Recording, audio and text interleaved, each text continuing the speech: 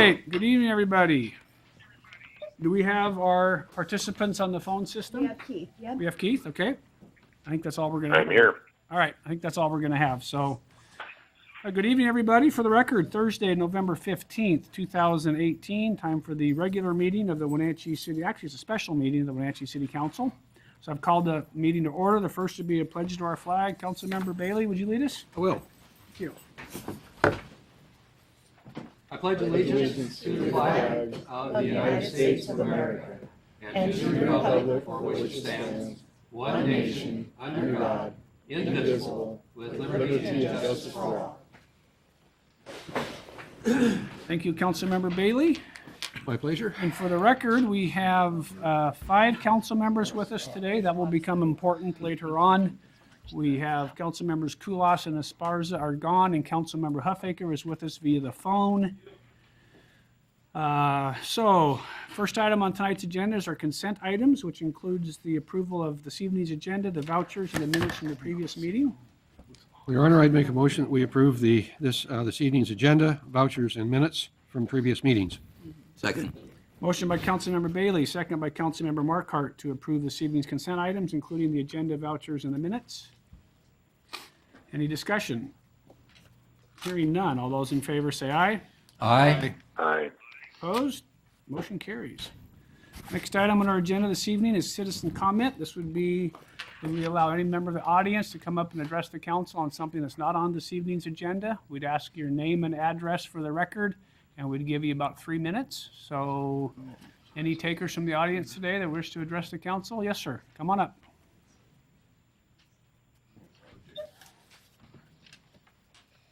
Good evening, Mayor, Council.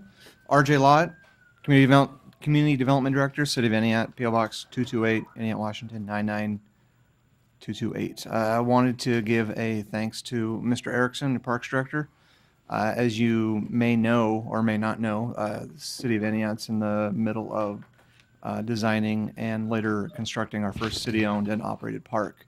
The other parks in the city are PUD-owned, but the city does operate them. And Mr. Erickson has been absolutely instrumental in lending a hand to us navigate a couple of granting agencies, a difficult bidding environment, as I'm sure you folks know. So I'm a big believer in giving credit where credit's due. So I want to give an official thanks from your neighbors to the north to Mr. Erickson. Oh, thank you. Well, thank you. Thanks, David. Yeah, I got a phone call from Mayor Alt, I don't know if it's 6 or 8 weeks ago, and said we're having some sort of problems with our park contracts, and would Dave look at them? And I'm not sure how much time Dave spent helping them, but I do think when you have the expertise that a city like Wenatchee has to be able to help our friends in Entiat, it's a pleasure, and I'll probably owe Dave a cup of coffee or something, so. Yeah. But thank you for doing that. Thank you. Yeah, you bet, RJ, thanks. Yeah, Your Honor, just follow up on that. If you read Dave's report every week, Yes, kind of thing, Parks report, yeah. hardly a week goes by that he doesn't have something in there about he's been consulting with some city somewhere in the state of Washington, giving him some help on how to do something, and particularly working with grants. So his success rate is terrific, and so I'm a little nervous about getting them Friday morning at 5, though. I don't that part. I'm still 5:30, 5:15. They're pretty early on Friday mornings. Those things come out. So I'm not sure what computer system you have that does that automatically while you're asleep. But all right. Anybody else wish to address the city council? Yes, sir. Come on up.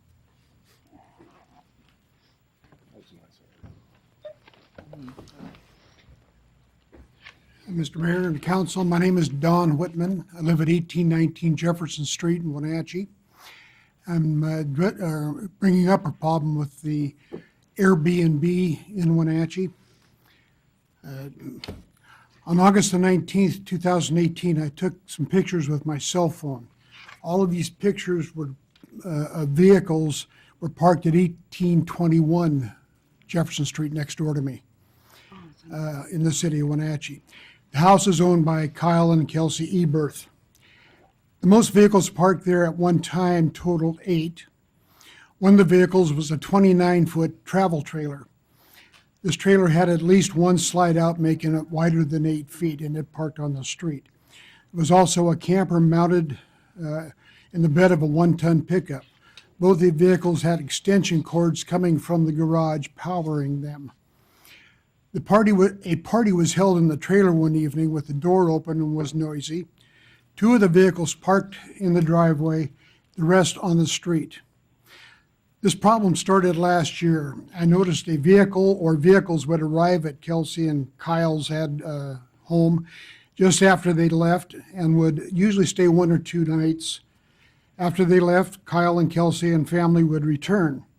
I asked Kyle if they were running an Airbnb, to which he said no. His answer was emphatic and not ambiguous. He explained that they were simply friends who came to stay. You know, think about that statement. When you have friends come to stay, I wouldn't leave.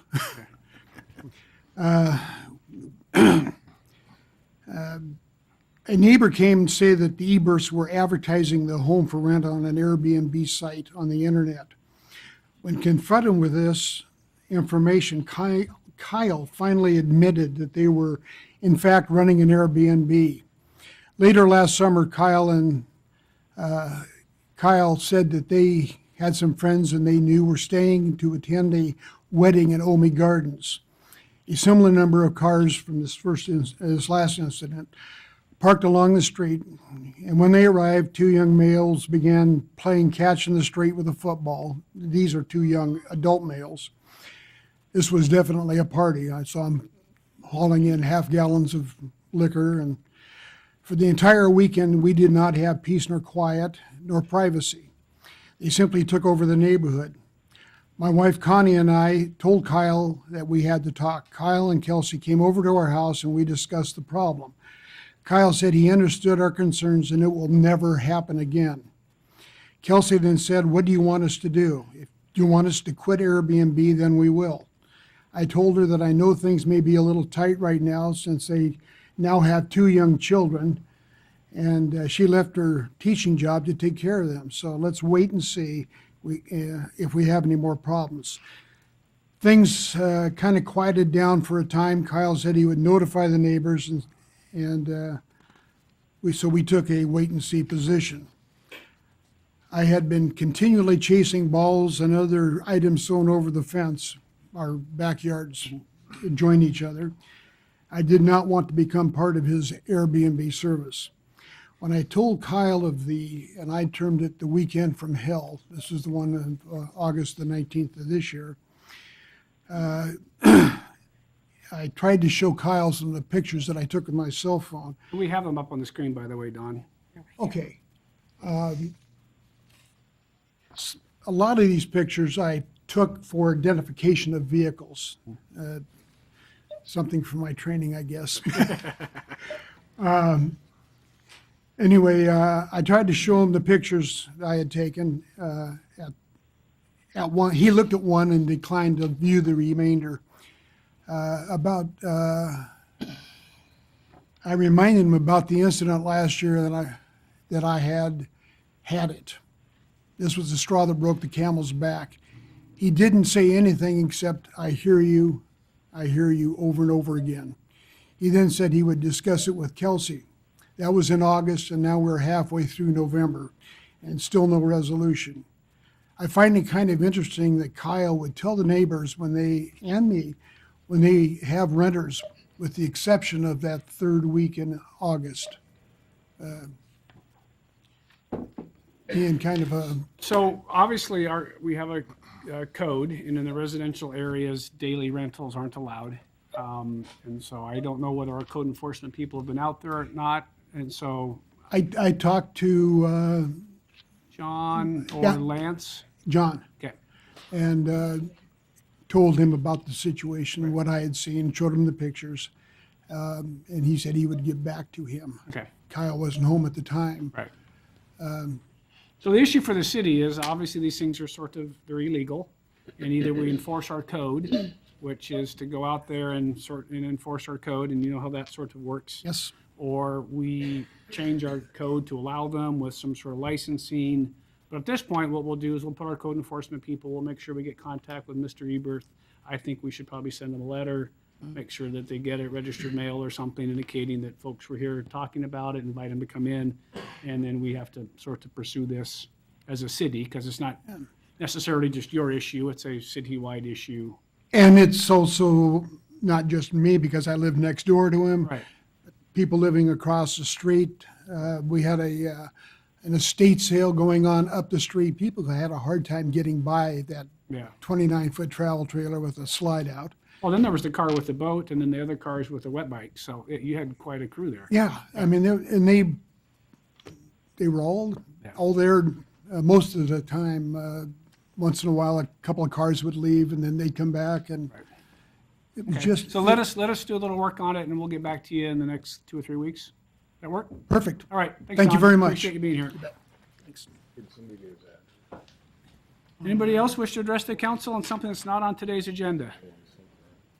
Oh, Don Whitman. thought you came for something else. Paul Schmidt. Hey, I just wanted to say thanks for all the improvements on the roads. You know, the state did some, obviously, No, we did them all. Come on. and, but we paid for them all, right? One way or the other.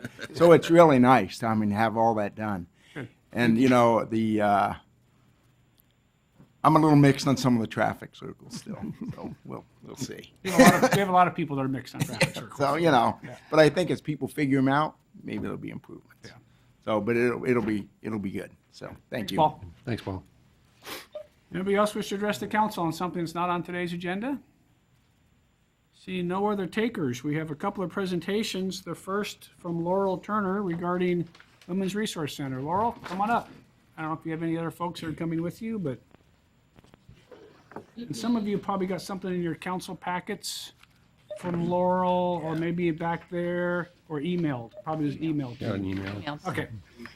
Go ahead, Laurel. I'll turn it over to you. Well, thank you, Mayor Kuntz and council members.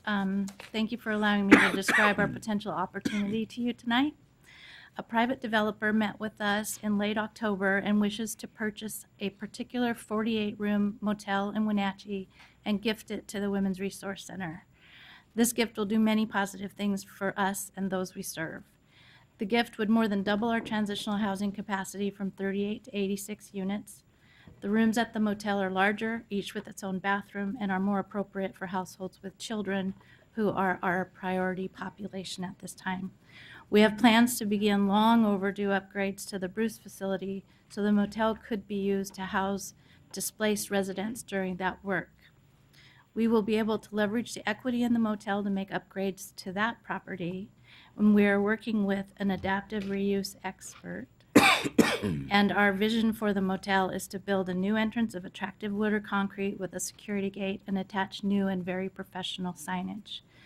We will have a live-in property manager in the apartment currently above the motel office, and the motel office will be used as the WRC offices. The WRC has a track record of well-managed properties and programs, and we plan to manage the property in a professional manner that will not be detrimental to the area. We currently operate a 38-room transitional housing facility right in the heart of downtown Wenatchee, and our next-door neighbors, the Wenatchee World, can attest to the fact that we are good neighbors. The developer proposing this gift is not likely to proceed with the purchase and gifting of the motel without some expression of support from the City Council, so I am here to ask for that support and answer any questions you might have. So Laurel and I met yesterday, or was it the day before? I lost track. And I think just mostly specifically talking about the things that are going on at the Bruce Hotel, the fact that those are really families that are in transition. These are mothers with children and fathers with children, and sort of mixed in there with some single folks that are trying to get on their feet, and how nice it would be to get some of these families in another spot that you might be able to ride your bicycle or your tricycle and still have the same sort of case management workers around and help them to that next level that eventually gets them into their own place and sort of moving along. So I was actually very supportive of this. It's different than perhaps what Lighthouse is doing with respect to sort of a drop-in shelter. That is certainly not the plan here. And so I am supportive of it. I did talk with Councilmember Esparza, and she was supportive of it as well. So I think Laurel and I think the person who may be doing this gift is sort of looking for some sort of at least nod from us. So we're not looking for a motion or any sort of, just sort of some sort of a consensus that this is something that the city would look favorably upon. So, Laurel, I'll just say I'm very pleased that this is possibly going to happen. It's badly needed. And I also just want to say that I have every confidence in the world that you're going to do an outstanding job there, and you'll do exactly what you're saying. You've done an excellent job at the Roos Hotel, and it's so important, and the need is huge, so thank you. Thank you. That means a great deal to me. Thank you. Councilmember I don't- Poyer, Bailey, anybody? Well, I just don't know how you do this. I mean, you are inspiration. Oh, thank you. Yeah, it's amazing. So if you're willing to take this, that's a blessing for us as a city. Yeah, well, it's coming to us as a real blessing, so we're grateful for it. I agree. Well, the fact that it's, you have somebody on site and, that there's, there's controls in there. It isn't just, Yep. down the street and on the own kind of thing. So, Exactly. yeah, if this is run the same way that you run the current operation, we're going to be okay with this. So, yeah, I think this is great. We certainly have need for additional space. I know if you see this as really kind of taking where you are now and moving people down there and then giving you a chance to actually remodel and upgrade and do those kind of things. Right, Or right. It's a 100-year-old It building that gives you hasn't some been options that you emptied don't have. in years, so Yeah. we haven't had the chance. gives you options that you don't have right now. Absolutely. Thank you. Yeah, it sounds a lot better than it, when we were talking last night. That's the first portion or type of it, and now it sounds much better. Thank you. Mayor, can you send a letter, like a letter of support? Yeah, I for it? will, contact the developer tonight or tomorrow morning and let him know that the city council's in approval, so. Councilmember Huffaker, do you want to add anything while you're there? Yeah, I wanted to say that, when we first got wind of this, we have had some issues with homeless shelters in the past, that as soon as we found out the management of this would be yourself, it made all the difference in the world. So thank you for stepping up and taking that on, Laurel. Thank you, Keith. All right, any other questions for Laurel? We're good to go. Good luck. Thank you very much. Thank you. All right, so we go from that to cryptocurrency. We're getting it all tonight. Stephen, you're the one that's presenting this evening? Yes, sir. Come on up. Good evening, Mr. Mayor, members of the council. We're coming to the end of the moratorium or the interim ordinance that the council adopted, and just wanted to give you an update of the progress that the Planning Commission is making towards the research of the impacts of cryptocurrency and the applicability of cryptocurrency in the city of Wenatchee. In the memorandum that was provided to you, we kind of outlined the work that we've been doing. We've spent a lot of time with Andy Wendell at the Chelan Public Utility District, talking about cryptocurrency, the PUD's position, the information that they've been able to provide to us, and using the PUD as a great resource to better understand how cryptocurrency works and could impact the infrastructure, their rates. And we've also had, so Andy has come to the Planning Commission, he's presented to them a lot of great information. We've also had two cryptocurrency miners come to the Planning Commission. They've been able to provide your Planning Commission with some really good information from their perspective. One was a home-based miner, and the other was more of a potential commercial cryptocurrency miner. So a lot of good information there for the Planning Commission to consider as they look at the interim ordinance that prohibited cryptocurrency mining in all residential zoning districts and the mixed-use districts, and only allowed it in the north and south Wenatchee business districts in the industrial. So part of this process of talking to the Planning Commission, kind of getting their feedback, we've had some options that we've put to them as far as draft code. The first option really reflected the interim ordinance as far as restricting cryptocurrency mining in residential zoning districts and encouraging it in the commercial and industrial zoning districts. The one change from the interim ordinance, though, is looking at including cryptocurrency in the central business district, but precluding it from main storefronts or main floor commercial space. So it would either be a basement, upstairs, or not occupying a storefront. The second option that we presented to the Planning Commission based off of our conversations was allowing cryptocurrency mining in residential zoning districts and then the same restrictions or allowance in the commercial and industrial zoning districts. And at this point, the Planning Commission is leaning towards the second option as far as allowing it in residential zoning districts, allowing the commercial and industrial use. And so, we know the PUD is working on their side of things and as far as rates are concerned and infrastructure improvements. So whether or not we'll get many more, we don't know, right? It's very difficult for us to judge. And that's part of the problem that we in the planning department have with cryptocurrency as a land use is we don't know if, when, where this is occurring because of its nature. It's indoors. It's not anything that we know. And the only way to really find out that it's happening is if someone hears the fans or the cooling system, or if the public utility district sees a dramatic spike in the amount of power consumed for a particular property. And they've really changed their enforcement process and how they detect cryptocurrency mining and how they're dealing with those. So at this point, the Planning Commission is looking at a broader allowance than the interim ordinance. Still, again, if it were to be allowed in the central business district, wouldn't be allowed on storefronts or main floor. And the PUD is willing to be a partner in this, so we would require any and all cryptocurrency to obtain a city business license. And then through that process, we have a couple of tools. One, there's a walkthrough from the building inspector to make sure that the area is safe for the building code. The PUD is willing to do an analysis of their infrastructure as far as capacity of substations, capacity of their infrastructure to the location. And part of that also would be a continuation of the standards that were adopted in the interim ordinance as far as requiring labor and industries to provide us a copy of their permit to ensure that the electrical infrastructure that would have been installed was safe and done to code.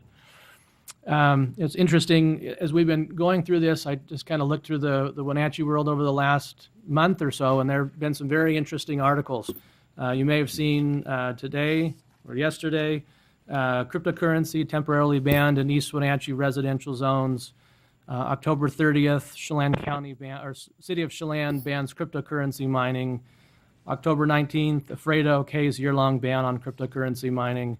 And then there's a guest opinion entitled "Bitcoin Miners Squander Our Electrical Energy to Feed Warehouses Packed with Computers," and that was written by a professor of economics from Eastern Washington University.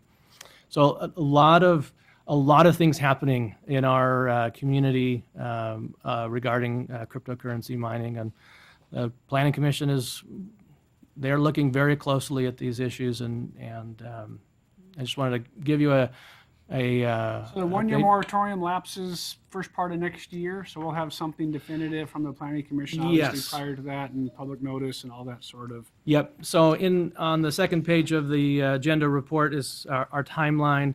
So we have one more workshop with the Planning Commission. That's going to be on November 22nd. They have asked us to look at the noise issue a little bit closer and try and come up with some means to manage noise that may be generated in residential zoning districts because of cryptocurrency mining. We're then scheduled to conduct a public hearing with the Planning Commission on December 11th. And then we would anticipate that coming back to you January 10th, well in advance of the February 22nd expiration of the interim ordinance. And just because my iPad is up, Bitcoin was at $20,000 last December, and it's at $5,500 today. So, yeah. Have we and seen that's- less sort of discussion about it as the prices dropped? Yeah, I think the from our from the planning side of things, that we really have with the interim ordinance in place, we really haven't had any conversations with any Bitcoin miner for probably 6 months or so, 6 to 7 months. So we've really not seen many inquiries. For a time period, we had a lot of interest in Bitcoin mining in particular. Not sure where the PUD is, and the number of inquiries that they have. But yeah, we've watched that value fluctuate. And, again, the Public Utility District is looking at their rate structure, if that price continues to fluctuate and, the amount of money that it takes to get into it and to do that infrastructure improvements, it may or may not be profitable. Difficult to tell. But I'd be happy to answer any questions Any that questions for that you Stephen, or have. should we sort of wait till the final planning commission report? And I'm looking forward to more information, just simply because I really don't have enough information, and I don't see what it does to create jobs or have an economic impact. And I'm concerned about the cost of our electricity, so. I think those are really good points, and the planning commission talked to the Bitcoin miners about that, and I think the real response was there may be a market for repair or some consulting. One of the individuals that is looking to do some Bitcoin mining here, one of the things that he wants to do as a side business is cryptocurrency consulting. So no, is it generating a lot of jobs? Would it generate a lot of jobs? Unlikely. Just based off of the nature of that industry, it's mostly setting up banks of computers, setting in a cooling system, electrical work, and then they just run. And there's that's nobody it. there, and there's a hazard of fire or danger. I don't know. Those are just my concerns. So Yeah. I'll wait for more information. Yeah, valid questions, and the Planning Commission has certainly delved into a lot of those with us, with the staff, with the Public Utility District, and with the Bitcoin miners. perfect. All right, we'll look forward to the final recommendation from the planning commission in January. Good. Great. Thanks, Stephen. Thank you. Have a good evening. All right, we've got a few action items here this evening. Mr. Erickson, you've got a couple as we reorganize our Parks Department and accept some art from our friends at Arts on the Avenue. So, Yeah, thank you, David, Mr. we'll give Mayor. you the first 2 or 3 items here. Yeah, I actually have 4 action items, 3 agenda items. So the first item is kind of a housekeeping item, which is kind of fun. We're requesting approval of ordinance 2018-30, which would update Wenatchee Municipal Code really to bring park maintenance in the code back into our department. So if the kind of the fun part about this whole thing is that park maintenance was first kind of identified in the code in 1953 as being in the Parks Department. So it was in the Parks Department all the way until 2015 when we updated the code to add in arts. And then at that time we said, well, okay, let's take maintenance out because it's really, since 2001, it's been over in the Public Works Department, but it wasn't in the code that way. So now we're going back to the way it was initially for all those years to put maintenance back in. So this item's been reviewed by the city attorney and the Arts Rec and Park Commission. It's recommended for approval. In your agenda report, you can see the couple of little minor changes in the track changes. It moves an and over and it adds maintenance. Is this going to increase any burden for staffing or anything? I mean, I know you have maintenance people already and they'll just move over, but how much more burden is this going to put on your department? About the main difference will be Rob Richards, the park maintenance supervisor, would report to me instead of Aaron Kelly.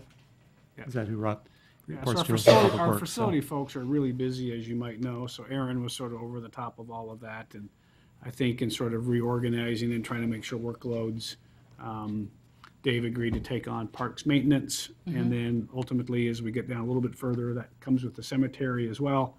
So Rob, who runs all of the parks crews, Robbie Richards, will be reporting to Dave as opposed to Aaron, just sort of reorganizing how the department works. So we make that decision sort of not understanding that Dave's got to rewrite the code and change it so that he really has legal authority to do all this stuff. So this decision was made a couple months ago. It's starting in January. We're just getting the code sort of updated. It's sort of a management decision as to kind of who It reports to who. makes sense. Yeah. And we work really closely with Rob. We obviously don't supervise him currently, but we're close on all the events and the park construction projects and everything else that we do. So that portion of it wouldn't change at all. Dave, I heard you say something about having fun with this, so I'll make a motion for the city council to adopt ordinance number 2018-30, repealing prior ordinance number 2015-17, updating Wenatchee Municipal Code section 1.06.100. Second. Motion by Councilmember Poyer, second by Councilmember Harold to adopt ordinance 2018-30, repealing prior ordinances 2015-17 and updating Wenatchee Municipal Code section 1.06.100. Discussion. I just have one curiosity, and that was why it was moved from Parks to begin with. Why did that move from Parks to Public Works? Boy, back in the day, Maintenance portion of it. I think they were sharing retired. employees back in the day, weren't they, a little bit more? Well, Chuck retired back in, Chuck Largent, the old director, or the former director. He is older than me, so I guess I can say that. But, he retired in 2001, and then I think at that time, that's kind of when David Staldheim, Allison was here then, no? Not David. Rich Brinkman. Yes. Yes. Took that part on, and then recreation was just kind of left under Carol and that side. So kind of made a little migration at that point, but it was never really officially in the code changed. Right. So. Well, it makes Okay, sense to thanks, have David. that all in, Yeah. excuse me. Yeah, it makes sense to have that. I think, it's logical that guys are doing the park work ought to be under parks. I think so. Yeah. All Good. right, any other discussion? Yes, of course. Hearing none. All those in favor of the motion, say aye. Aye. All right. Opposed? Motion carries. Item B, cemetery. Okay, so now these two items are related. So we have requesting approval of ordinance 2018-43, which would remove the cemetery board, and then 2018-44, which would add the cemetery board function into the Arts Rec and Park Commission.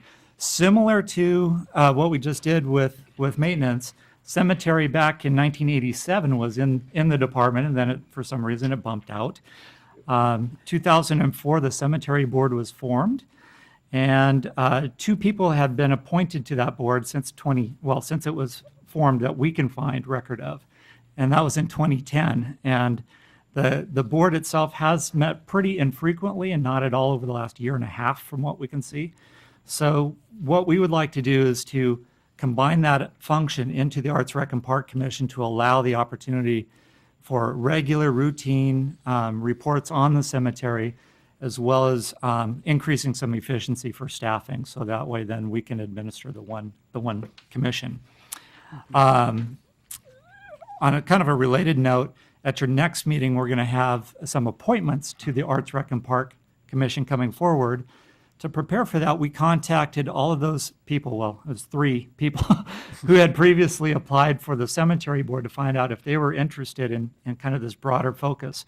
And 2 of the 3 were still, 1 didn't reply, but the other 2 were interested. And so the Arts Rec and Park Commission will be interviewing them at their next meeting next week. So it's kind of set up to get that cemetery focus hopefully coming on board too. I think that's, we do have a couple of work plan items kind of penciled in if this were to happen. The commission is already set up to look at a comprehensive look at the cemetery code and the municipal code because it really needs to be updated, as well as developing a comprehensive plan for the cemetery. So we have some work plan items developed for 2019 in preparation of this as well. All right, any questions for Mr. Dave? And you'll also need a new acronym. We've talked about that. I was just playing with it, but the one I came up with, I can't talk about. something about Cemetery, cemetery, recreation, and recreation, arts, and parks. And I would not begin to figure out. Don't want to go there. Dave, going back to when you kind of added on, art and all those kinds of things, when we went through that thing, if my memory serves me right, there was, in your appointment to the folks to the board, did we not set aside or have some kind of a formula where there's to have somebody that literally kind of represented the art side and somebody that represented parks and those kind of, are we to the point where we need to have maybe a relook at that, to have somebody that kind of represents the cemetery side, or I mean, you kind of asked these people, but I'm looking down, down road here. I think and I would have to go back and check the code section, and I have it right in front of me, actually. No, I don't. I think we took out the specific language, if I'm remembering correctly, that said, one member has to be a art person, one member has to be a school district representative, and left it more of a broad term that people that apply for the commission should have interest in recreation or parks or forestry or cemetery, that more generic, instead of assigning a position. The only real assigned position we have is for the student. Okay. Yeah.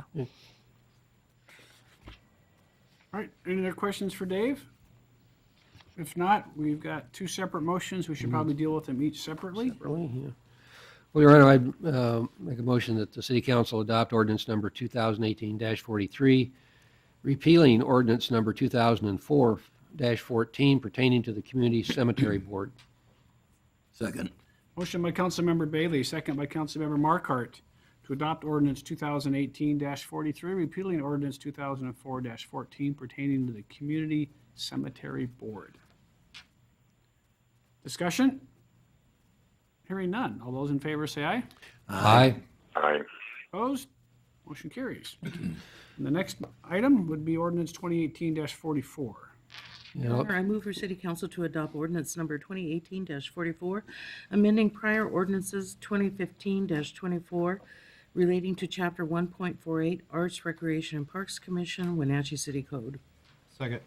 Motion by Councilmember Harold, second by Councilmember Poyer, to adopt ordinance 2018-44, amending prior ordinances 2015-24 relating to Chapter 1.48 Arts, Recreation, and Parks Commission, Wenatchee City Code. Discussion? Hearing none. All those in favor say aye. Aye. Aye. Opposed? Motion carries. Arts on the Avenue, David. Okay, so then my final item is a request for motion to approve the acceptance of the donation of the Art on the Avenue's permanent art collection. So this donation was first proposed by the Art on the Avenues folks at our July Arts Rec and Park Commission meeting, and the commission discussed it at their July, October, and November meetings, and actually recommended approval of this. Finance Committee also discussed it at their last, I think it was their last meeting. So the donation includes all the sculptures that are included in your agenda report in that table there. We did talk to our city insurance provider to make sure that we weren't going to need to get additional insurance to cover the value of that sculptures, and they said, no, it'll fit just fine underneath the current insurance that we have, so there won't be anything additional there. And then we would be picking up, of course, the maintenance of each of the sculptures, which we're already maintaining the city collection, so this would just add on to that. And Art on the Avenues has gone out and found sponsors for each of the sculptures, so there are volunteer cleaners now in place for those sculptures, so we are hoping to continue that program as we move along. A couple of budget items that are actually in the 2019 budget as placeholders right now. If we accept this donation, then we would need to get the collection appraised, like we did with our own collection a couple years ago, so we have a current value for it. We would have a budget set aside for updating the nameplates on those, and not really a budget item, but more of a work plan item, since a portion of these sculptures are located on PUD property along the river trail. We would want to make sure that we get a display agreement in place with the PUD, so that way it really defines, what the expectations are for each organization there. One thing I should mention also also, actually, we have donation gift agreements for each piece. And so if you want to see what they look like, as well as the gift agreements, they're all here and ready to go. The other part that I need to mention is the Art on the Avenue also has a visiting collection of 17 sculptures that they are trying to find purchasers for. And so if you are interested in purchasing a sculpture, we have a catalog here, and I'm sure Art on the Avenues would be happy to talk to you about the sculptures that are available for purchase of the visiting collection, so that way those don't leave town in a couple years when their term is up. Okay. Well, obviously, for me, the biggest thing is the maintenance and the fact that we've got a program to be able to try to maintain the sculptures. I saw someone cleaning the one on the police station just today. I looked out my window. So obviously, they're getting cleaned and taken care of. Nothing on our insurance requirements, do an appraisal. So, and the Finance Committee talked about this sort of at length at our last meeting and agreed that we should be accepting these. Dave, what's the appraisal cost? What that? So we did the city collection 2016, and I think it was about $7,000. And that had more sculptures and more pieces in it, so I would anticipate it'll be less than that. We budgeted $7,000 in the art fund, just so we would be covered. Okay. Mostly for insurance purposes? Yeah, that's completely to establish the value for insurance.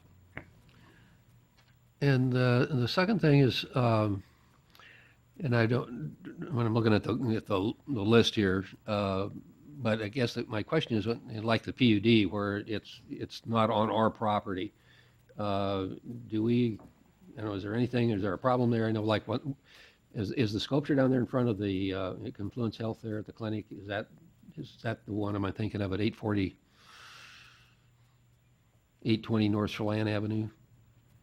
Maybe not, but there's a sculpture down there in front of that. Is that their own, or is that one of ours? Let's have Adele.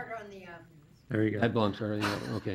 So that's on private property. So, I mean, do those kinds of things create some problems for us, or liabilities, or whatever? I don't believe so. We have some of our own sculptures on random places. But we will definitely verify and with our insurance folks. I know when I did talk to them a while ago about it, if it was on the right-of-way, then it's city right-of-way, and it was fine. It had to be within a certain amount of feet of that. And it was like 300 feet. And so I thought, okay, so now if that's the case, how far away is Guppo from the park? But he's in the right of way, so he's a fine. So that's where we would want to also, with those that are down along the river, get an agreement in place with the PUD too for displaying.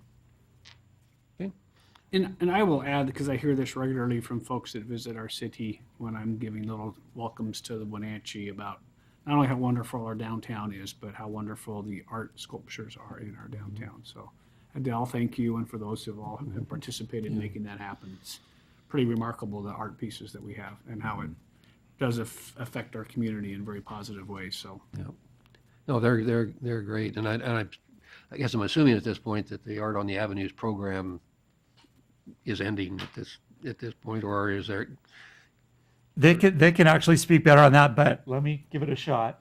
So the art collection portion would come over to the city, but the Beauty of Bronze portion of that Art on the Avenues would be, they still are working to establish a nonprofit for that program, so that can continue in partnership with the museum. But the rotating rotating is that's going on. run its course. Yeah. So, well, it's been a great thing. Thank you to those of you that are involved in that. It's been we have, people come and visit and whatever, same kind of thing. It just, everybody remarks about, gee, this is wonderful to have that much stuff, in your city. So, is there, now I noticed you said you're trying to get, people to buy the current collection of 17 pieces.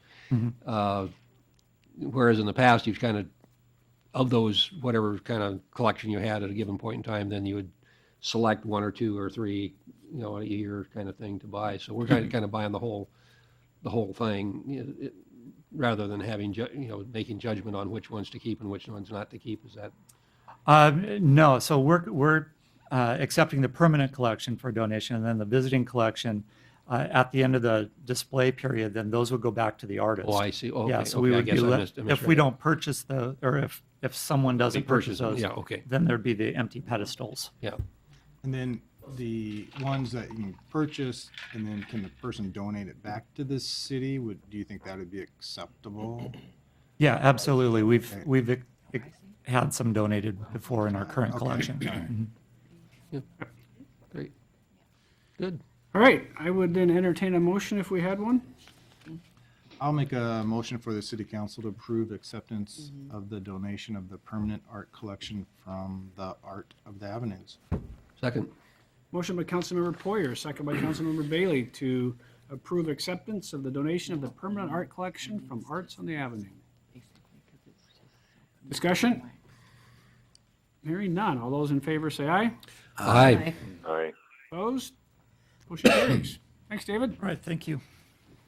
Allison, let's knock out a couple of these and then we'll take a quick break and sign some papers for some high school students before we jump into our water use efficiency goal stuff. Your Honor, I will be recusing myself on the next two items. Okay. Duly noted. Probably a good idea. All right, Allison, go ahead. Hey, good evening, Allison Williams, Executive Services Director. It's that time of year where we're considering the membership on our advisory boards. And so at the last regular joint meeting of the Lodging Tax Advisory Committee and Tourism Promotion Area, they took that opportunity to recommend appointments of board members. All are returning board members. And so your first resolution is 2018-37, I believe, yes, which is reappointing Frida Stevens and Marianne Rumbolz to new 3-year terms on the Tourism Promotion Area Board. So we would ask for your support on that one. Well, I'll make a motion for the city council to adopt resolution number 2018-37, appointing members of the Tourism Promotion Area Advisory Board for 3-year terms, Frida Stevens and Marianne Rumbolz. Second.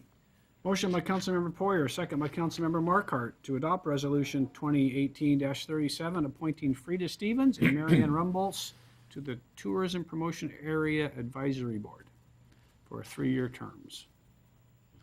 Discussion? Hearing none. All those in favor say aye. Aye. Aye. Opposed? Motion carries. And we'll note Councilmember Harold's abstention. And regarding the Lodging Tax Advisory Committee, Yes, so same meeting, 3 recommendations for, these are 2-year positions.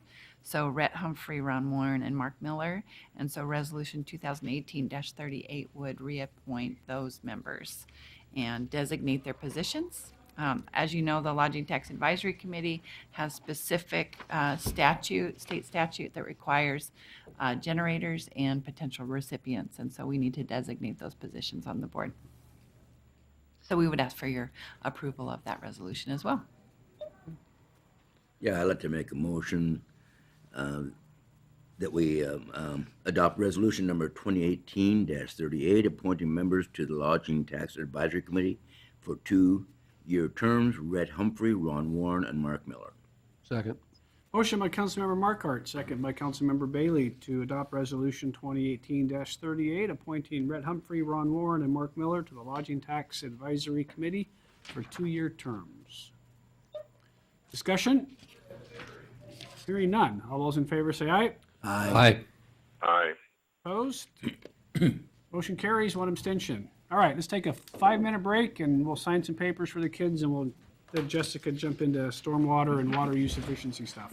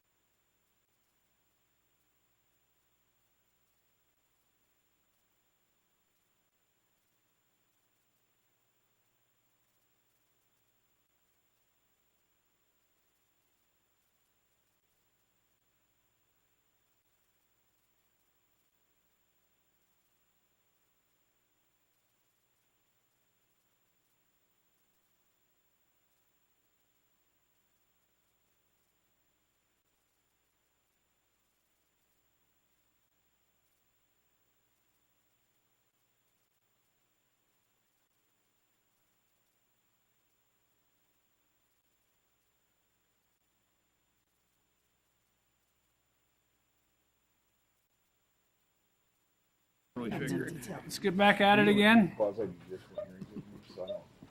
So next item on our agenda is item F regarding our water use efficiency goal adoption from Jessica Shaw, and then she's got some stormwater code revisions. So Jessica, Yeah. welcome, and Thank you got very another much. item too, and a sewer code revision. I know I'll be sitting up here for a while, but I'll try and keep it short and You're sweet. limited to 2.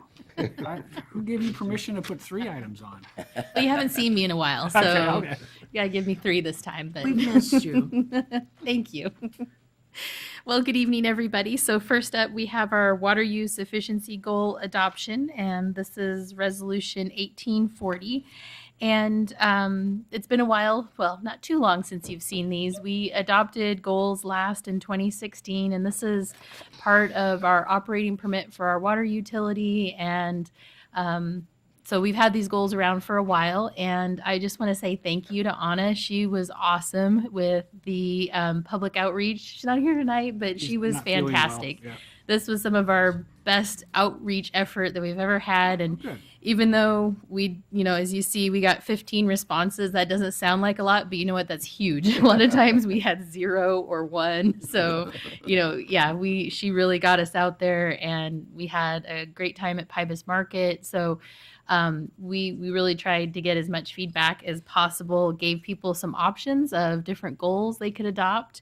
And the goal that got the most votes was to set a residential water use goal of 125 gallons per capita per day by December 31st of 2029.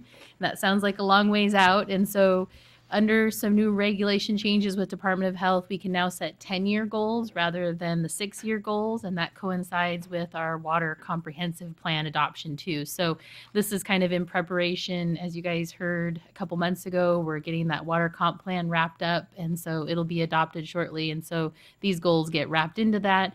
And so in 10 years, when we revisit that water comp plan, we'll revisit these goals at that time as well. So right now, the average daily use for our customers is about 135 gallons per capita per day. So we would estimate saving about 10 gallons per person, or it would end up being about 100 million gallons over the course of a year. So this program has been in place since 2004, and it's funded through our water utility rates.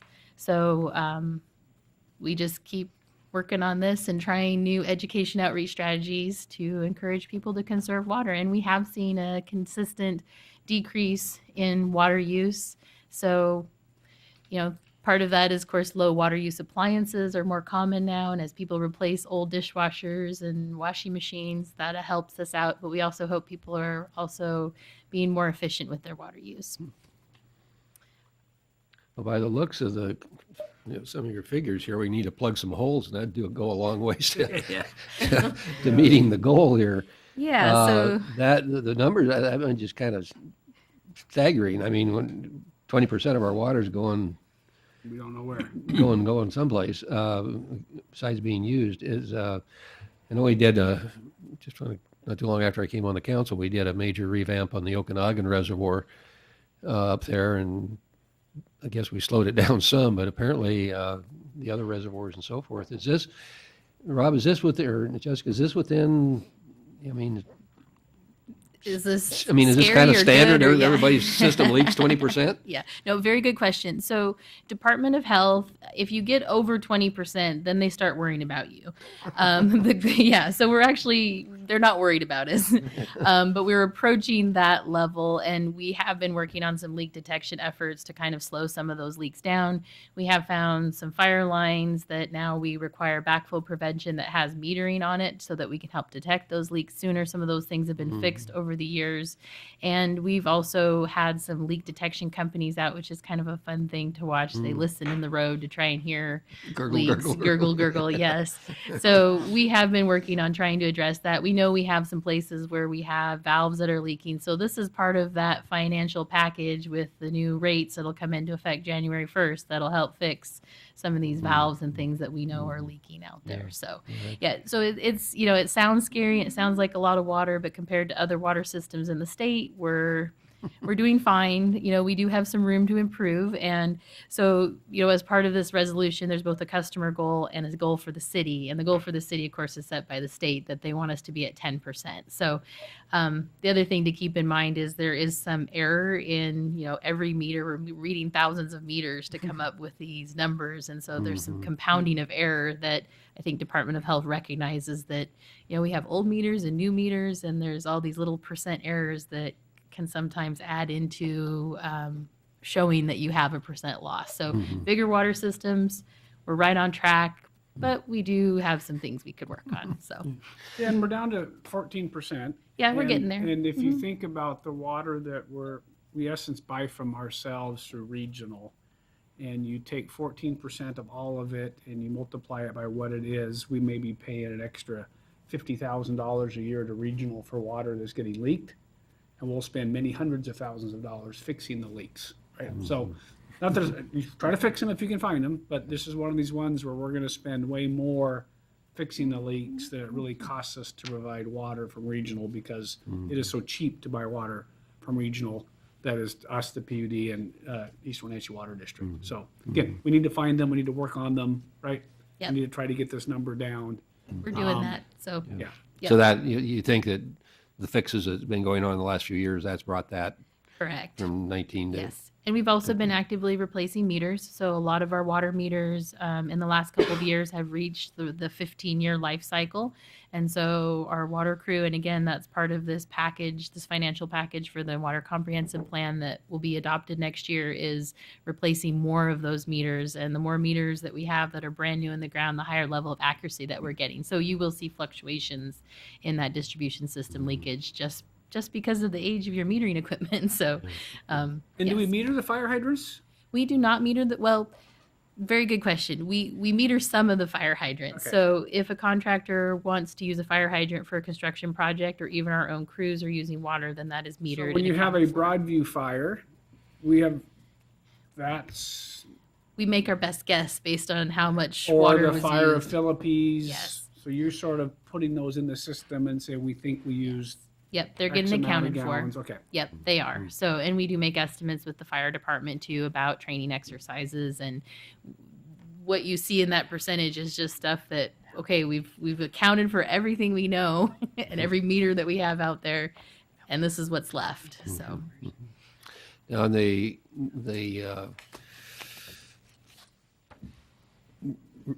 amount of water that's being used, when you go on your per capita side here, 135. Now that, is there any estimate in terms of how much of that is landscape watering versus actual quote unquote per capita use, showers, cooking, yeah. toilets, flushing toilets, whatever? That's a very good question. I know in the winter time we see the per capita use drop to about 100 to 90 to 100 gallons per capita a day, which is actually pretty low nationally. So yes, we do have summer water usage, and in the past, some of our goals have been to address that summer water usage, especially since, you know, our water system is confined by, I like to say it's Western Maple, and then on the south it's Crawford, and then everything down to the river. So we tend to have a lot of areas of town where there's not irrigation water available, so people use our domestic water to irrigate. So we've made some efforts to work on that, and that will continue to be part of our education outreach program. Will be to talk, Change landscaping and those yeah, kinds of yeah, things. and Xeriscaping. more water use efficient, you know, sprinklers and things like that. So, Yeah. Thank you. yep, you're welcome. Thank you. All right, any other questions for Jessica? If not, I would entertain a motions regarding our water use efficiency goals. Your Honor, I move for City Council to adopt Resolution Number 2018-40, adopting water use efficiency goals for 2019 through 2024. Second. Motion by Councilmember Harold, second by Councilmember Poyer, to adopt Resolution 2018-40, adopting water use efficiency goals for 2019 through 2024. Discussion? Hearing none. All those in favor say aye. Aye. Aye. Opposed? Motion carries. Thanks, Jessica. Yes, thank you. Now we're working on stormwater code revisions. So my next two agenda items are some code revisions. So the first one is stormwater, and there's two parts to this one. So the first one is ordinance 2018-37. So we annexed Old Station in 2016, and at that time, everything happened very quickly, and in looking at our stormwater rates and what the impact would be on those customers, and the fact that our stormwater rates were really truly designed for our residential urban area and we didn't really have a lot of industrial area, so it wasn't really considered. So we annexed mostly industrial area. So at the time, we were getting ready to do another stormwater comprehensive plan and then also another rate analysis. And so we said, let's take 2 years to work on that project, and then we'll revisit the rates. So we'll just let them keep the county rates for a period of time of 2 years. Well, we got behind on that stormwater comprehensive plan project. And so now we're looking at the expiration of those rates, and we are not ready to implement another set of rates for those former Chelan County stormwater rate payers. So the proposal tonight for the first ordinance is to give another 2 years for staff. We have already selected a consultant. In fact, John Riccardi will be coming to you guys December 6th with the award for the bid, or the award for the contract to update the stormwater comprehensive plan and conduct a rate analysis. So we actually have motion forward, which is very exciting.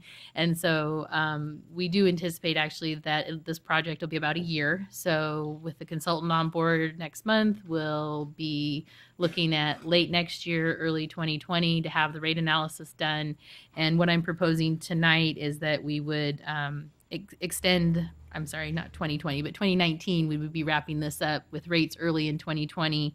And then just to give us a little extra time in case things don't go as planned, but suggesting that we just extend the current interim rates until December of 2020. And in the meantime, we'll get some new rates that we're actually looking at some different rate structures that better take into account the new, lay of the land. We have now more industrial area that obviously has a lot of impervious area. And so under our current rate structure, it's based for a residential community, residential and commercial. So, and then the second ordinance, 2018-38, that is some updates to our stormwater illicit discharge code. Most of these changes fall into two categories. First of all, our permit that was issued about 5 years ago now required that we update the discharge requirements to clarify that only uncontaminated water from crawl spaces is allowed to discharge to the stormwater system, and that the discharge of water from hot tubs and spas must be thermally controlled. So those are from the state. I don't know that they're necessarily high priority for the city. I've not seen those as a high pollution issue here, but the state does say that our codes need to match what they set forth as the prohibited or allowable discharges in our permit. The rest of the code changes are addressing code enforcement. So previously, the illicit discharge code said that the code enforcement would be we would talk to people, and then if there was issues, we would send them to the code enforcement board. What we found is that with stormwater issues, waiting for the code enforcement board and VCAs, it hasn't really been as effective, and it's not consistent with how we've been enforcing other sections of our utility code. So our recommendation to you guys tonight would be to update the stormwater code so that it's consistent with the stormwater construction code, our wastewater code, and our water codes, which all have the enforcement happening within the Public Works Department with kind of our standard procedure of we give you a verbal warning, we might give you a written letter saying, hey, you need to change this, and then a notice of violation, just a progressive enforcement procedure handled administratively. Are there any questions regarding these Help two me with the codes? hot tub and swimming pool. Yeah, I can discharge them into my stormwater, but they can't be hot water. Can't be too hot. So it yeah. can be chlorinated and it can have all the Well- chemicals in it, but it has to be sort of room temperature. Close. So the code has always said, well, since 2011, it has said that you can't have the chemicals. It has to be dechlorinated and the pH adjusted to a neutral. But now they're saying, oh, and you also have to make sure it's not too hot. So Why? so their concern is that, and like I said, this is less of an issue for us specifically because most of our discharges are to the Columbia River. So plenty of mixing zone happening there, and a lot of times plenty of distance between where someone would be discharging and the river that things are most likely going to cool off. But in other communities, there are smaller creeks and things that could be really impacted by someone discharging a hot tub into a smaller water body. So these are state regulations, and so they're broad, and so they're looking at a lot of different scenarios that, you know, may or may not Are be. you running out on Saturdays checking the pH level of people that are dumping their pool water into our storm water that I see am- pretty regularly? I am not. You're not, okay, I just thought okay. Yeah, how would you know if this happened? Do you get a temperature spike at the treatment plant? Or? You know, I think we do see. If it was in the wintertime, we'd have the smoking catch basin, which sometimes people call. But we do have people sometimes call about folks that are draining their pool in the fall because they'll get really ambitious and they'll have a ton of water running down the curb, and maybe there's leaves on a catch basin. Now all of a sudden that water is getting deeper, you know. So we do go out occasionally when people call us and just talk to homeowners about, you know, but you know, for the most part, people let their pools sit. They stop putting chemicals in it probably in August. And then by the time they're draining them or taking them down for the winter, there usually isn't anything left. The chlorine doesn't last long. So That makes me feel better. yeah, it's okay. The other one is the uncontaminated water from crawl spaces. That one is. You got a lot of water in your crawl space, Jim? Well, I got a basement. But, Do you have hazardous waste down there? Yeah. So is this just like rainwater flushing, running underneath your house and getting out onto the curb, the So street? this one again is not necessarily as applicable to, I mean, we do have some places where we have high groundwater, so it's mostly groundwater that might be getting into your crawl space in some areas, and we do have this, but fortunately not with the high groundwater. But if you had a hazardous waste site or a cleanup site and you had high groundwater, you could potentially have contaminated water in your crawl space. So that we wouldn't necessarily want you to pump into the stormwater system. So again, you know, Ecology's really tried to be very comprehensive in addressing all the potential sources of contamination out there. So. All right, if there's any more questions, we've got a couple of small motions here from Jessica regarding 2018-37 and then 2018-38, which we should probably take separately. Your Honor, I'd like to move to adopt ordinance number 2018-37, amending WCC 9.16.1201 relating to the storm drainage utility. Second.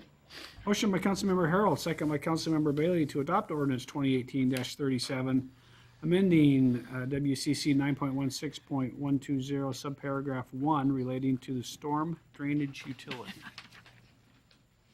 Discussion? I'd just like to make a comment on that.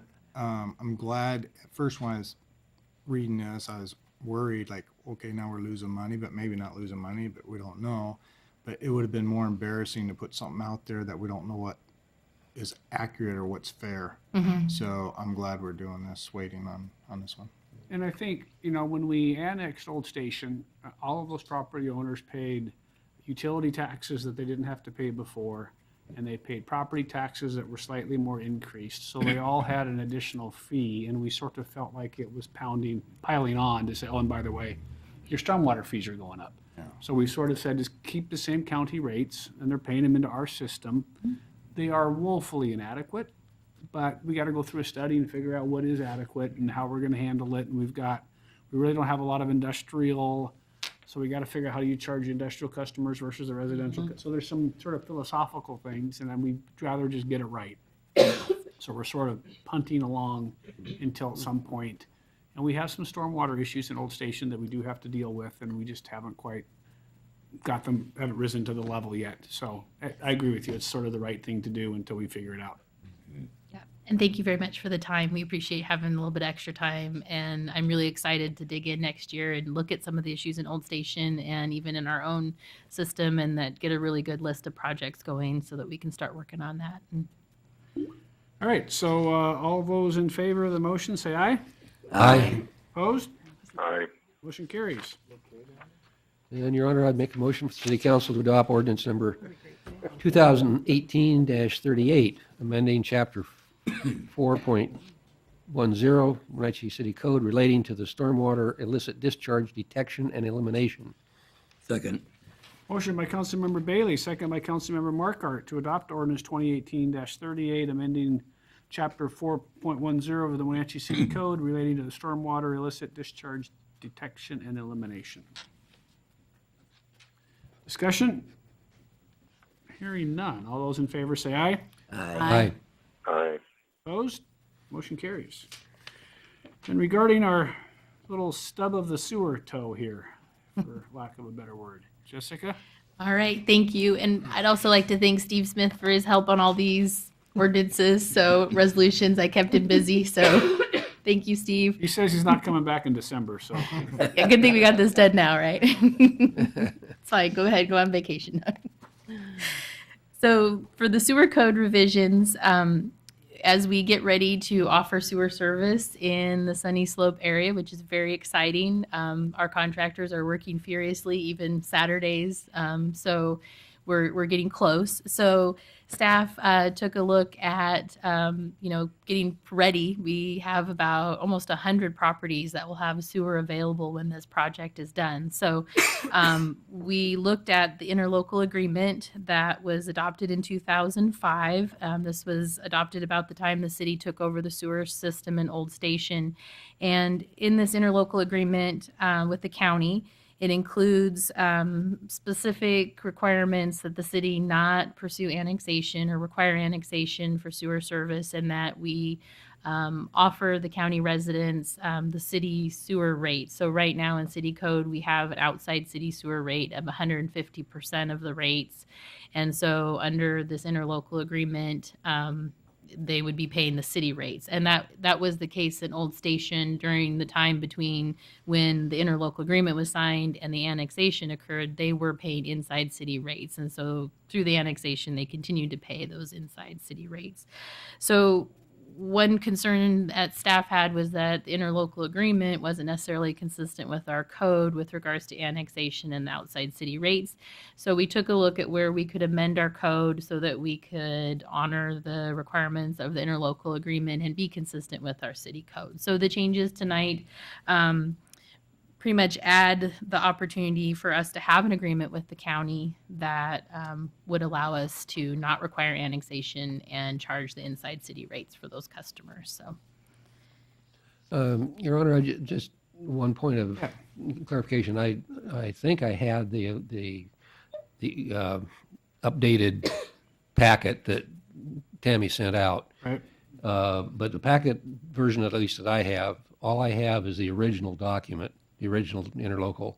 I don't have anything that shows what the changes. My page has got page 84 of 114 has ordinance 2018-39 on it. Oh, yeah. It was updated. You might have downloaded the prior. Well, I did the one that said the latest one, the last one you sent was the one I downloaded. I updated it online since then. Do you not have the ordinance 2018-39? Okay. Did you send a memo out that you did that? No. I thought it would automatically update, but maybe it doesn't. Okay, so I don't have the document, so It's a good document. It's on the website. as long as you get rid of the one about, you get rid of a lot of stuff in there, I guess I'll vote for it. But, yeah, I don't have that. Sorry. On the website. Trying to think of, so we have as a copy of the old agreement. The changes in the code were really simple. It was allowing us to have agreements with Chelan County.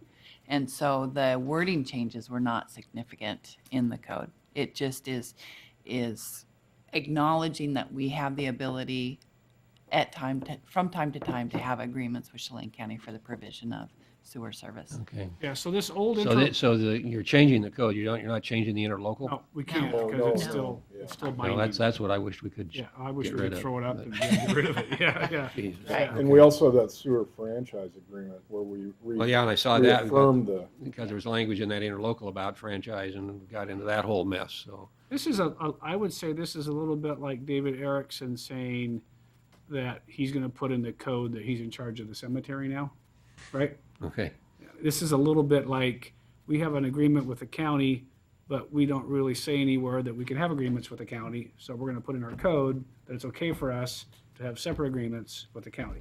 Okay. Okay, that's sort of what we're doing here, right? Correct. It Okay. A doesn't little say bit that we like David this saying code. he's now in charge of maintenance, and we're gonna put in the code that he's in charge of maintenance. It's a little bit of a kind of wordsmithing around this agreement that we've got with the county regarding the newest set of annexations, which will lead us to another discussion, which staff mentioned to us at Finance Committee the other day, which we're not dealing with tonight, which is between the old station and the new hookups in Old Station. Really, most of the people to the north, if you're not in the city limits, are still paying the city rate. And it's only those people on Boudry and Boozer and Viewdale that are really paying 150% of the city rate. And is that really fair? And I think that's probably for another day, because we've got some other things with the county to talk about. But I'm sort of phasing that correctly. We're just sort of. That's correct. As much as we want to get rid of the old revenue sharing agreement, Jim, the county wants nothing to do with it. And we've got the other franchise agreement, which is probably worse than the original revenue sharing agreement. But I think this is just sort of wordsmithing our ability to do what we sort of did. This Okay, code I'm- allows us to have agreements with the county now. Because Yeah, okay. previously the sewer code did I'm not okay with allow that. that. You got my hopes up, though. I mean, sorry. Yeah, sorry. I was providing that as reference, so, because it's been a while since we adopted that. And yes, Mayor Coons, you're correct. There is the issue with the folks in South Wenatchee, but if you're interested in bringing that back, we could revisit that and the discussion about why we have the 150% rates and all that. Yeah, So- and I think we should talk about that. I think there's a valid point to at least having some consistency within the city. I would rather the consistency be 150% and not 100%. And I think it's not for the money, but for the message that it sends that you should really annex into the city. But there's a certain fairness thing that, but I'm going to talk with the county commissioners about a number of issues, and this will come up as one that maybe at some point next year we'll deal with it. All right, then I guess I would entertain a motion if we had one regarding ordinance 2018-39. Your Honor, I move for City Council to adopt ordinance number 2018-39, amending Chapter 9.15, Water Sewer System Extensions, and Chapter 4.08, Sewers, Rates, and Charges of the Wenatchee City Code, authorizing interlocal agreements with Chelan County related to utilities. Second. Motion by Councilmember Harold, second by Councilmember Poyer to adopt ordinance 2018-39, amending Chapter 9.15 Water Sewer System Extensions and Chapter 4.08 Sewers, Rates, and Charges of the Wenatchee City Code, authorizing interlocal agreements with Chelan County related to utilities. Any further discussion? Hearing none. All those in favor say aye. Aye. Aye. Opposed? Motion carries. Jessica, thanks so much. Come back more you. often. Thank you. Happy Thanksgiving, everyone, if I don't see Thank you you. before. To So, get caught up on water and storm, and we probably should spend more time on that stuff, really. So, thank you so thank you. much. Allison, we're going to surplus some property. Good evening. I am sitting in tonight for Economic Development Director Steve King, who is at a conference today. So resolution 2018-41 surpluses the remnant parcels that were created by your action last week by dedicating the new Columbia Street up in the North Wenatchee area. And so now that those remnant parcels have been identified, again, we do have interested parties we're working with adjacent to get those off the city books and on back into private books. So we would ask for your approval to pass Resolution 2018-41, declaring certain real property surplus on either side of the newly created section of Columbia Street in North Wenatchee.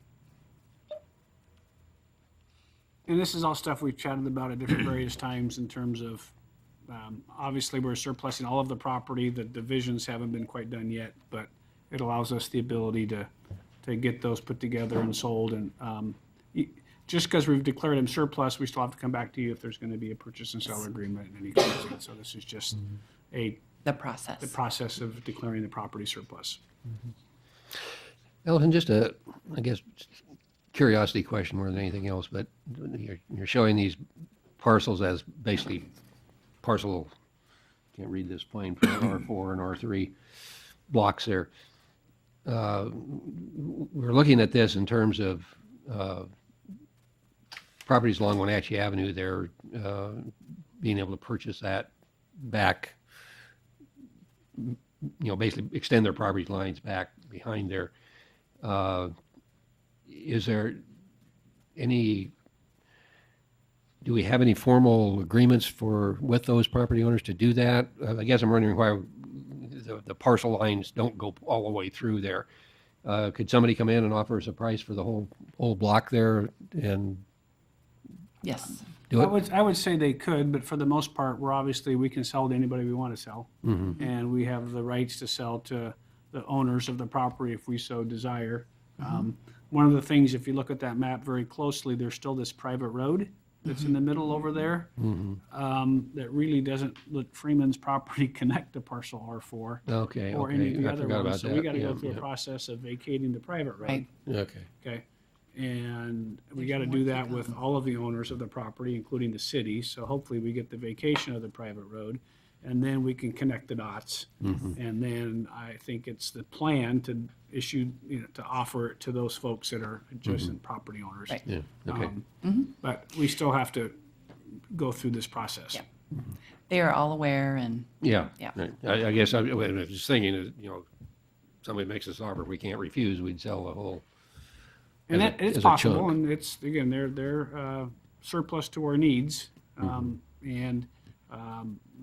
if someone called and said, I want to buy R4 for $12 million, we'd probably sell it to them. I don't anticipate that's going to happen. And I think this will probably go just as Steve King probably thinks it's going to go. Yeah, yeah. Well, no, and I agree with that. I think it's good to do that. Yeah. Okay, thanks. All right, any other questions? If not, I'd entertain a motion. Yes, I'd like to make a motion for the city council to adopt resolution number 2018-41, declaring certain real property surplus to the needs of the city of Wenatchee. Second. Motion by Councilmember Markart, second by Councilmember Harold to adopt resolution 2018-41, declaring certain real property surplus to the needs of the city. Discussion? Hearing none. All those in favor say aye. Aye. Aye. Opposed? Motion carries. Thanks, Allison. So Brad, we're going to do the budget amendment first, and then we're going to hear from Jacob, and then we're going to do our public hearing item. So for purposes of the budget amendment this evening, this is one you've seen a couple different times, amending the 2018 budget. We will need this evening all 5 yes votes for this to pass. All right. Mayor and Council, good evening. Brad Posenjack, Finance Director. I've got Ordinance 2018-42, amending the 2018 budget. This helps to ensure that we stay legally compliant with our 2018 budget. All of these amendments that are before you have been reviewed by Finance Committee, and I had them here 2 weeks ago, presented them, and there have been no changes since then, so I believe tonight we just need to approve them. Yeah, this is all consistent with what we've talked about both the last time we met and at the Finance Committee, so. Well, Your Honor, I make a motion for the City Council to adopt ordinance number 2018-42, amending the 2018 budget as adopted by ordinance number 2017-27 and amended by ordinance number 2018-20, revoking, recalling, or decreasing all or a portion of total appropriations provided for, entering findings that this ordinance is in the best interest of the city, and requiring that this ordinance be approved by a majority plus one of the entire council. Second. Motion by Councilmember Bailey, second by Councilmember Markart to adopt ordinance 2018-42, amending the 2018 budget as adopted by ordinance 2017-27 and as recently amended by ordinance 2018-20. Any discussion? Hearing none. All those in favor say aye. Aye. Aye. All those opposed? Hearing none. For the record, 5 in favor, 0 against. Thank you, Brad. Thank you. Jacob, State Route 285 crossing improvements. Thank you for sticking with us all the way to the bitter end You're tonight. welcome, and I'll be quick. Jacob Heiler, Engineering Services Manager. I'm coming to you tonight. Of Gonzaga University, by the way. Mm-hmm. Go Zags. His nickname is Nose. Here. He had his Gonzaga shirt on last night. So. So I'm here tonight to talk to you about the SR 285 pedestrian crossings project. I've come before you a few different times for this one. This is the bulb outs and flashing beacons on Spokane Street at Chelan and at Mission, and then the sidewalk on Spokane between Mission and the Avenue. So as you know, we put it out to bid twice this year, once receiving no bids and the second time receiving bids that were rejected due to high prices. We plan to go out a third time in January, but in order to do that, we need to make some revisions to our current plans and specs. One, to update them, all of our specifications to the current APWA and WSDOT standards. And then secondly, update our plans to account for the work that WSDOT did this summer in that area. And unfortunately, we were out of budget with our consultants. So I'm here to ask for approval for the mayor to sign a supplement with our consultant in the amount of $9,616. Can you, I lost. Sure. So we didn't do it, our bids are too high, Mhm. or we thought, hey, you know what, we can get a better bid later, and then we have to hire somebody to get it to continue? So we made some decisions in the meantime. So we had some storm infrastructure that was going to be installed Okay. at that intersection. And so in order to avoid trenching across new pavement, we decided to have WSDOT go in and take care of some of that work for us. So the scope has changed. Yes, The scope has yeah, changed. now I'm understanding it. Yeah, so sorry, I didn't explain. No, you probably did, I just don't. Better. But yeah, our intent was to minimize the amount of cutting that we're doing in that new pavement. And as such, we've changed the plans that we had completed. Thank you, that helps. And I think, I can't remember, and Jacob, you'll remember, I got some extra money from the Transportation Council, but not for this project, or was it for this project? It was for this project and then the spring water Okay. and western roundabout. So is that going to help get us to the finish line, you think, when we do the bids? Be less city It'll contribution? certainly help. Yeah. Okay. Yeah. And go to bid when? January. That's what we're Okay, expecting. so maybe construction in April, May? Yeah, as soon as we can get a contractor out there. Okay. All right, any other questions for Jacob? If not, I would entertain a motion. Your Honor, I move for City Council to authorize the mayor to execute supplement number 6 with Pertee Incorporated, providing additional design services for the SR 285 pedestrian crossing improvements, project number 1601. Second. Motion by Councilmember Harold, second by Councilmember Poyer, to authorize the mayor to execute supplement 6 with Pertee Inc., providing for additional design services for the SR 285 pedestrian crossing improvements, project number 1601. Discussion? Hearing none. All those in favor say aye. Aye. Opposed? Aye. Motion carries. Thank you. So does anyone know the score of the game? Oh, it's Seahawks, isn't it? Yeah. 21-17. Who's ahead? Green Bay. They are? Second quarter-ish? Okay. I forgot about it. I would have gone faster, sorry. All right, so the city council has one public hearing item tonight, that being the final adoption of the 2019 budget. So for public hearings, we'll hear from staff, we'll ask them any questions, we'll turn over to the public for any comments, and then back over to the council for any action. So Brad, I'll turn it over to you. All right. So I'm here presenting ordinance 2018-41 to adopt the 2019 budget. I was here 2 weeks ago, and you had a preview of what that budget would look like. So I won't rehash all the fun details that I talked about 2 weeks ago. Since then, there have been a couple small changes. In the general fund, we added 25,000 to the police budget for increased ER&R rates.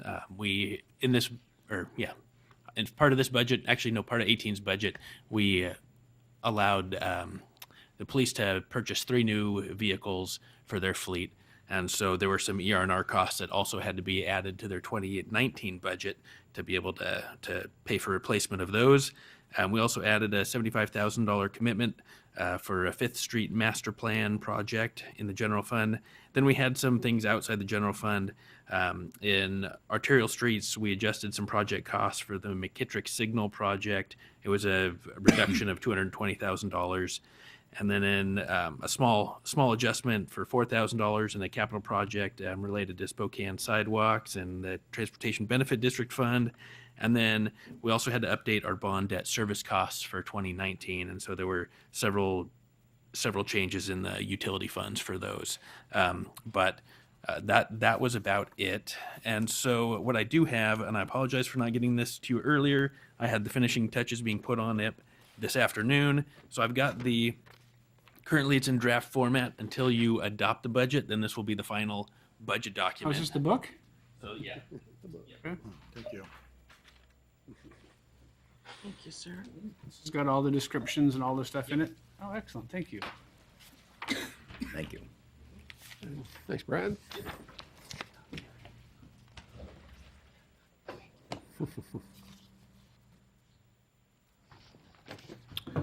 So to just quickly to flip through, if you want to look at page 11, it shows the general fund overview with the revenues and expenses. And at the bottom of page 11, it shows the recurring general fund budget, which is balanced as by policy. Our recurring expenses have to be less than or equal to our recurring revenues. So that is breaking even. Overall, the general fund also has under the non-recurring, under expenses non-recurring at the bottom of that blue box, a large one-time budget in the general fund. So overall, it looks like the general fund is spending off some of its reserves. The general fund has quite a bit of reserve balance. So this year in the 2019 budget, we have budgeted to do some one-time projects and spend down some of that fund balance. So it may, if you look at the overview, it looks a little, it may shock you to see our fund balance going down. That is not an ongoing commitment that we are making. Those are one-time projects. You can see on page 20, there is a list of those one-time projects that are affecting the general fund. And then throughout the document, you can see other notes about different departments. Nothing in here should be a surprise because we have discussed this in finance, and then we've also discussed the details of things as things have changed in the couple times I think we've talked about the 2019 budget here at council. So I'd open it up for any questions you may have. Or maybe that's the mayor's job. I think this is consistent with what it is that we have talked about over the last month or so. I did get an interesting comment from one of the media folks yesterday that talked about how when you look at the budget in our packet, that we're spending more than we're making overall, which is sort of true. But when you think about like our sewer utility that, we borrowed all that money last year and we're spending it all next year, that fund's going to drop, right? That's part of what we're doing. And so it's really not concerning other than we're just spending some of our capital.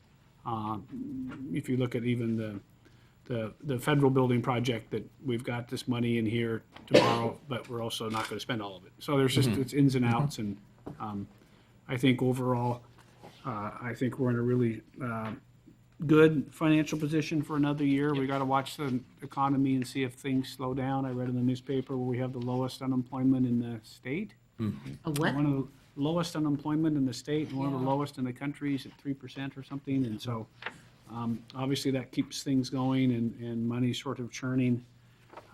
You look at construction projects for next year. I don't know that we have any major, huge ones, but things are ongoing with the apartments and some of that stuff. And so I think we're in pretty good shape with all of it, and it's nice to see. Again, I continue to see comments about the road work this year and the stuff on North Wenatchee Avenue, and And nice to see some of that money sort of getting out into the system and being spent. And I think we're fine from a reserve standpoint. Another $500,000 in the rainy day fund doesn't hurt. At some point, there's going to be a slowdown, and that's going to get used. But I think we're trying to be as cautious as we can about hiring people to make sure that these are long-term employees that we can maintain for a long, long time.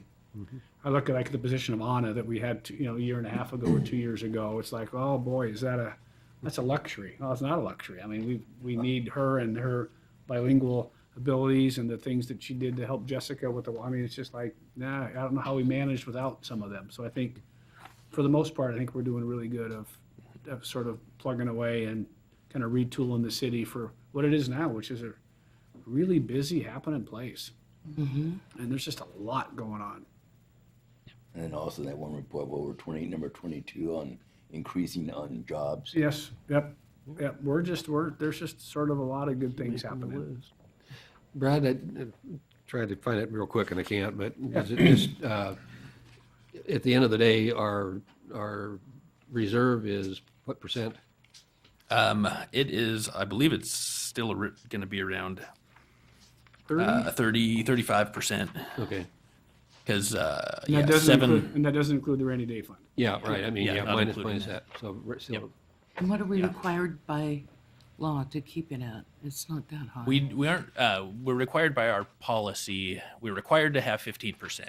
Yeah. Our goal is 25, and I think we're gonna end up, this year we're gonna end up around probably 35 without taking into consideration the rainy day fund, which if we count the rainy day fund, we're at 40, 45. Do you have estimates in there for sort of the end of 2018, what you think our fund balances are going to be? Or are you just using some pretty conservative numbers for that? On Exhibit A, it shows $10 million beginning fund balance for 2019. And You I made think a few little adjustments in terms of how you think this end of the year is going to go, revenue versus expenses. Okay.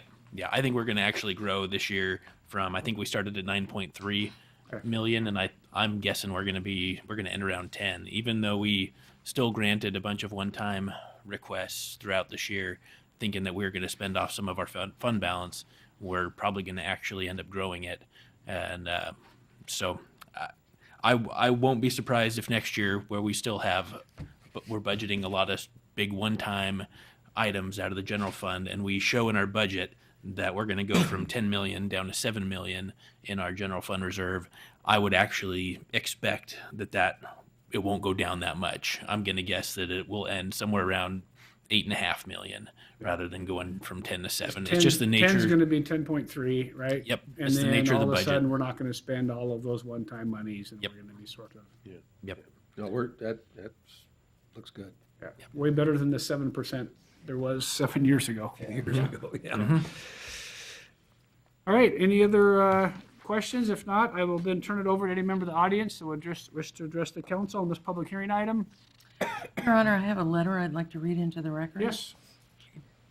This is a letter to the City Council. Mayor Kuntz and members of the Wenatchee City Council, the members of the Advisory Council on Diversity, Equity, and Inclusion are disappointed with the recent budgetary decision that failed to allocate funds for a Director of Diversity, Equity, and Inclusion. We dedicated effort, time, research, and resources to develop a job description outlining the benefits our city and the Wenatchee Valley community could benefit from such a position. Unfortunately, a commitment of this nature currently appears to be low priority to our community leaders. We request further discussion dedicated to weighing alternate strategies if city resources are not sufficient at present to support a full-time position of this nature. We recommend committed efforts to research other Washington state municipalities, grant funding, and a city-centric discussion dedicated to staff needs, community outreach, and public service for this position. As members of the Advisory Council on Diversity, Equity, and Inclusion, we object to the approved budget with its omission of an element so vital to our diverse community. We request to read the job description former council member Aaron Tofe, and I can't say this, Nordvik, created along with council advisement. Further, we ask that you recognize the Adversity Council on Diversity, Equity, and Inclusion will not and cannot meet at the City of Wenatchee's new chambers at the Federal Building with U.S. Immigration and Customs Enforcement, ICE. The space does not align with our values nor the City of Wenatchee's welcoming resolution. We ask that the City Council reconsider its decision and seek creative ways to assure the presence of an individual responsible for identifying issues and embracing strategies that would assure our community of recognition as a leader in confronting and assuaging cultural and cross-cultural issues in our city, our valley, and our region. The diligent, strong, insightful volunteers did make up the DEI Council cannot do it alone or without significant staff support from the City of Wenatchee. Sincerely and with great concern, the members of the Advisory Council on Diversity, Equity, and Inclusion. And I just want to make a short comment on that. I totally get what they're saying, and I totally agree with them. I would like to see this happen, but we did discuss this at length at Finance Committee, and it was one of the things we just felt that we did not have the funding for it. I get that. But I would like to see us in some way take another look at it and see if there are grants out there that, or any creative way that we can to help support them. So my comments will be as follows. I agree with most of what they said. I think there are times, they interplayed the term city and the term community sort of through that. And if the community wants to have a paid person, I am fine with the community doing that. And we are a part of that community.